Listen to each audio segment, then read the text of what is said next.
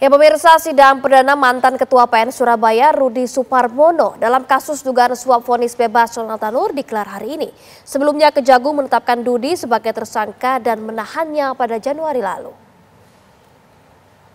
Bersalah melakukan tindak pidana korupsi yang dilakukan secara bersama-sama, menerima suap dan gratifikasi. Setelah menuntaskan persidangan terhadap 3 hakim nonaktif memberi vonis bebas kepada Ronald Tanur, Pengadilan Tipikor Jakarta Pusat kembali menggelar sidang kali ini dengan terdakwa mantan Ketua PN Surabaya Rudi Suparmono. Januari lalu, Kejaksaan Agung menangkap dan menetapkan Rudi Suparmono sebagai tersangka dalam kasus suap vonis bebas Ronald Tanur. Kala itu penyidik juga melakukan penggeledahan di 2 rumah kediaman milik Rudi. Dari penggeledahan, penyidik menyita total uang tunai senilai 21 miliar rupiah. Mantan Ketua PN Surabaya ini diduga menerima suap dari pengacara Lisa Rahmat untuk mengatur majelis hakim yang mengadili kasus Ronald Tanur. Tanggal 14 Januari 2025, tim penyidik Jaksa Agung Muda Tindak Pidana Khusus telah melakukan penangkapan di Kota Palembang terhadap RS, yaitu Hakim Tinggi pada Pengadilan Tinggi Palembang dan mantan Ketua Pengadilan Negeri Surabaya yang diduga melakukan tindak pidana korupsi, yaitu suap dan atau gratifikasi terkait penanganan perkara tindak pidana umum di Pengadilan Negeri Surabaya atas nama Ronald Tanur. Hari ini, Rudi Suparmono akan menjalani sidang perdana dalam kasus dugaan suap vonis bebas Ronald Tanur dengan agenda pembacaan dakwaan. Tim TV One mengabarkan.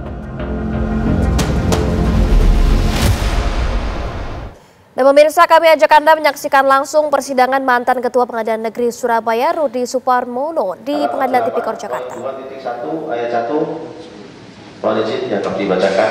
Halaman 8, poin 2.2 ayat 1, mohon izin dianggap dibacakan.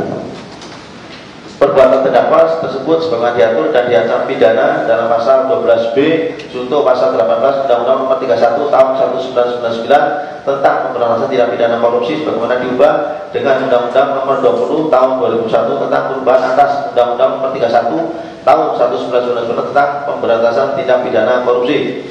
Jakarta, 5 Mei 2025, penuntut umum Bagus Kusuma Wardana. Terima kasih majelis.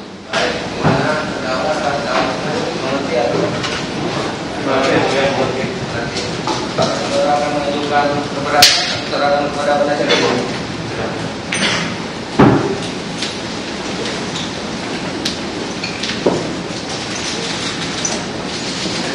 Ya, izin yang mulia, setelah kami berkomunikasi dengan terdakwa atas kesepakatan terdakwa tidak ingin mengajukan eksepsi. Demikian juga kami sebagai pihak tidak ingin mengajukan eksepsi, sehingga kalau bisa langsung ke pokok perkara.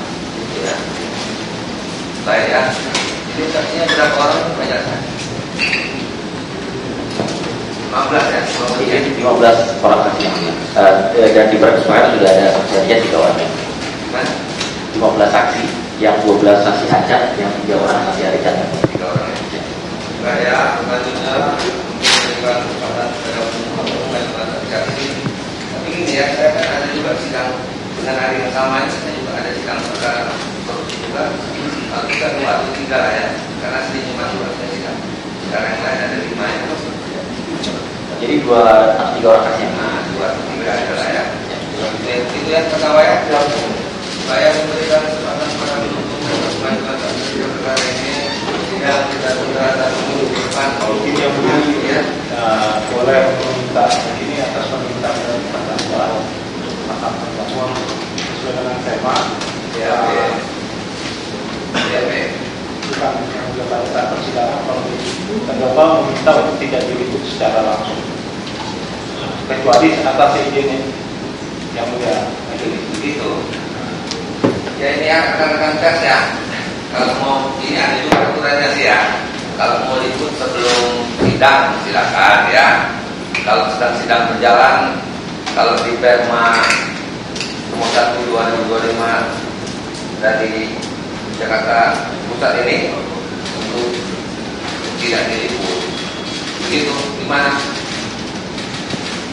Saya hanya memberitahu aja ya, sidang berikutnya kalau mau liput silakan, tapi sebelum sidang dimulai, kalau setelah saksi bermain ya, setelah saksi untuk tidak diliput secara live ya, begitu ya. Baik.